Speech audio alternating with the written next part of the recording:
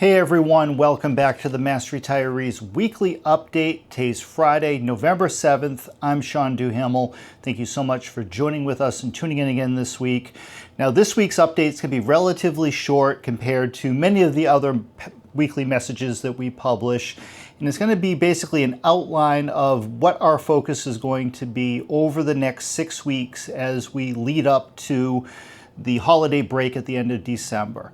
We have 7 main topics or issues that we're directly focused on. That doesn't mean that we're not focused on other things at the same time, but these are the 7 areas of the most direct focus and that have the most direct impact on you as a public retiree. So just kicking things off is the Special COLA Commission, which has been up and running for the better part of the past year. Last week's weekly message, for those of you who missed it, was directly focused on the work of the COLA Commission, provided a little bit of a history of the COLA, answered some basic questions that we routinely receive about the COLA. So again, if you missed last week's message, please go back, refer to that.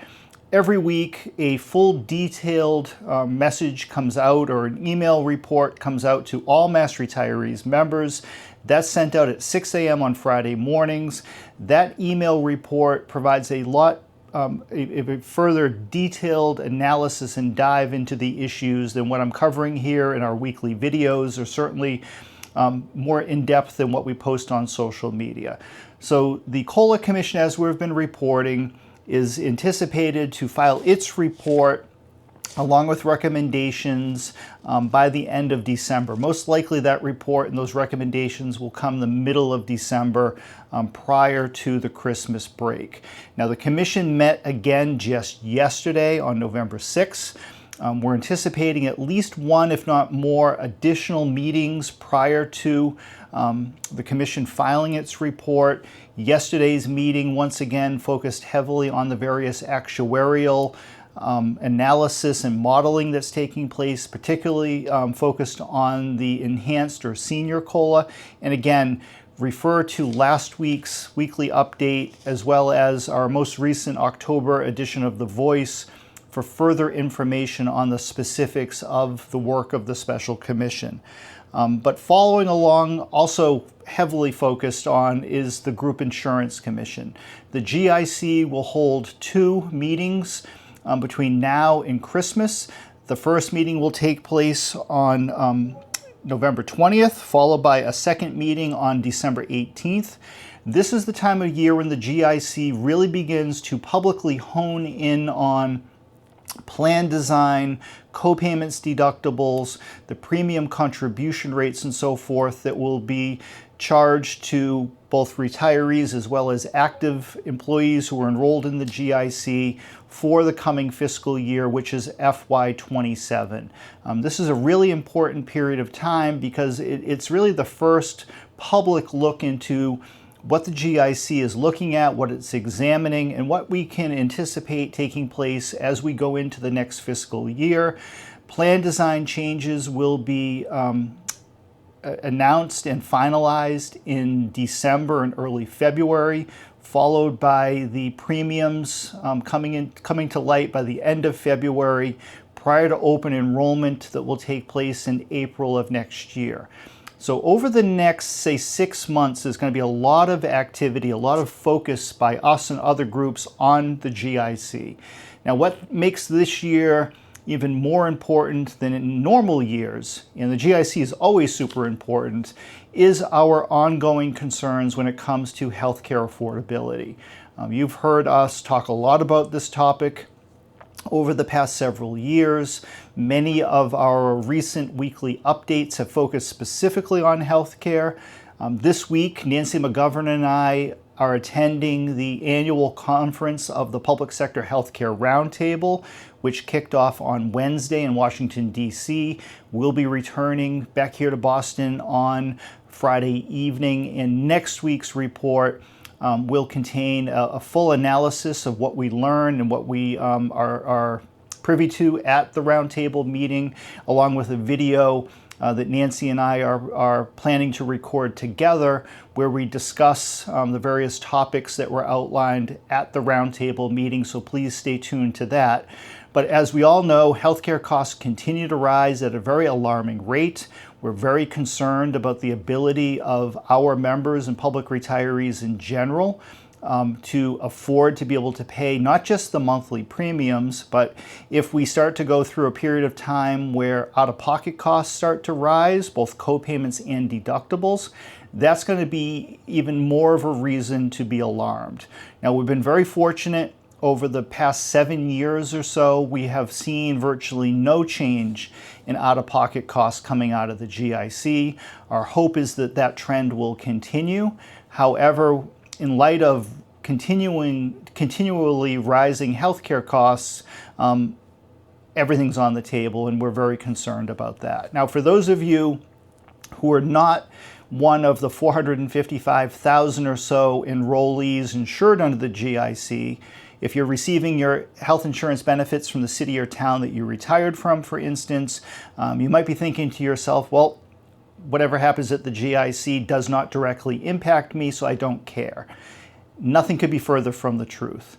The decisions made by the GIC not only set the stage for healthcare policy across the state, but those decisions and the policies set forth by the GIC can very quickly and often do become the policies enacted at the local level. So everybody's in this together. That's why we put so much focus, time, and effort on what's happening at the state level, because those decisions can very quickly and often do very quickly become local policy as well. So stay tuned for future updates on those specific issues as they apply to the GIC. However, item number 4, we are also very focused on what's happening at the local level when it comes to municipal health insurance. In recent months, we've seen a significant uptick in activity at the local level.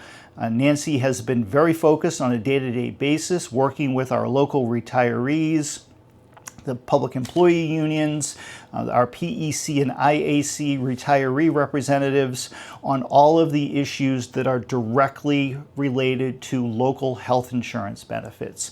We know of a number of communities that are kicking the tires on potentially joining the GIC for a July 1st, 2026 start date.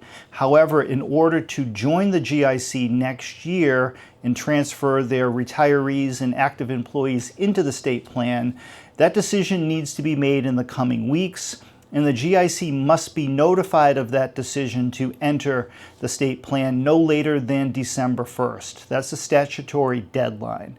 And whether or not some of the communities that are investigating and, as I said, kicking the tires, as the case may be, and potentially joining the GIC, whether or not they can make those decisions and follow the legal process that needs to take place leading up to December 1st really remains to be seen. But this is the first time in a number of years, probably more than a decade, that we've seen this amount of local interest and just overall activity when it comes to health insurance. And it's a reason for great concern of what may be coming next. Now, we're also very focused on the legislature and the legislative process. As we've been reporting, all of our bills that were filed at the beginning of this year on a variety of different topics have now received the related public hearings. Most of those hearings and bills are before the Joint Committee on Public Service. 3 or 4 bills have been reported out favorably over the past several weeks. The remaining bills are continually being reviewed and considered by the various committees. We are anticipating that decisions will be made on these bills in the coming weeks. December 3rd is what's known as Joint Rule 10 Day, whereby legislative committees, with a handful of exceptions, are required to make a decision on the bills that are currently before the committee on whether the bill is going to be reported favorably, unfavorably, or held for further consideration and study by the committee. So as these decisions are being made, we will report the details to all of you. The legislative calendar runs through July 30th of next year in terms of the formal legislative session, but the informal session runs until through the first Tuesday in January of 2027. So we still have quite a bit of time to work with in terms of the legislative process, but there's a lot of balls in the air. So we're going to be reporting back to you as the legislation is acted upon and things move forward. So related to the legislature, of course, is the formation of the fiscal year 27 budget. That formal process is just now getting underway. The next big step in putting together, or really the first big step in putting together the FY27 budget, is something called the Revenue Consensus Hearing. This hearing typically or traditionally takes place in the month of November every year, and it's a joint hearing of the House and Senate Ways and Means Committees, the House and Senate Committees on Revenue, as well as the Executive Office of Administration and Finance, so the Governor's Office, coming together one hearing where they take testimony from economists, business leaders, other experts on the health of the Massachusetts economy, the outlook for the coming fiscal year in terms of how well our state's economy is going to do, what the anticipated tax revenues being generated by economic activity may be, and importantly, the various committees and agency heads come together in consensus around what those numbers are projected to be, and arrive at a number for what's available in terms of revenue to spend for the coming fiscal year. And again, the upcoming fiscal year is fiscal year 27. And that number ends up being the baseline and the basis for the formulation of the state budget for the coming year. So these hearings and the information that's going to be received and analyzed is super important. Typically by early January, there's an announcement of what that revenue consensus number may be. Now going into 2026 and FY27, there's a lot of concern about a slowing economy being largely driven by continued inflation, as well as the either announced or anticipated budget cuts coming out of Washington, D.C.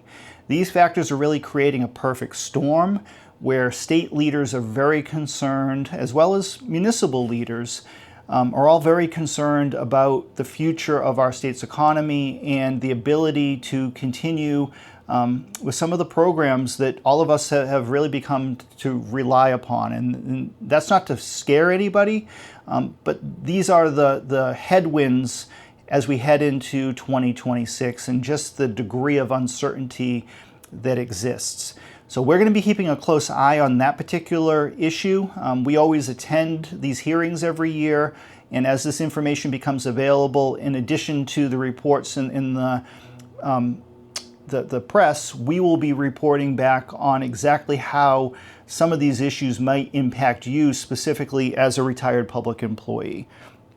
Next, we have two Mass Retirees area meetings, or one area meeting and one teletown hall coming up prior to the end of the year.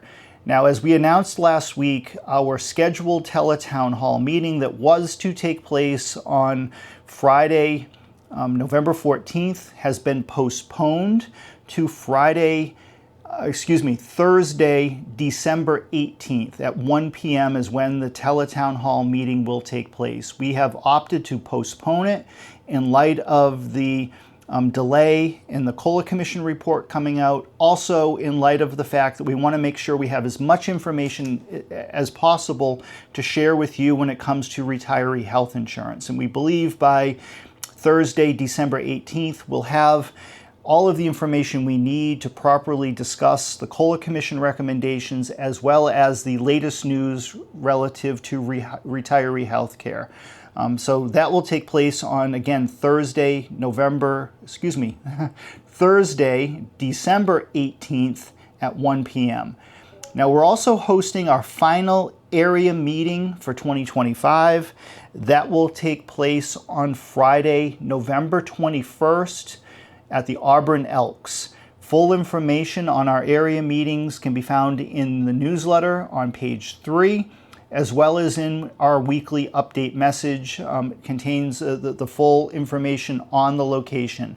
All of our meetings are open to Mass Retirees members only, and you're always welcome to bring a guest. We will be publishing a full list of meetings for the first quarter or so of 2026 in the upcoming edition of The Voice, which is our final topic for this week. It's item number 7. We are now working on the publication of the January 2026 Voice. For those of you who are new to Mass Retirees, we generate or produce all of the content for each newsletter and every weekly message here in-house at Mass Retirees. It's written by our team.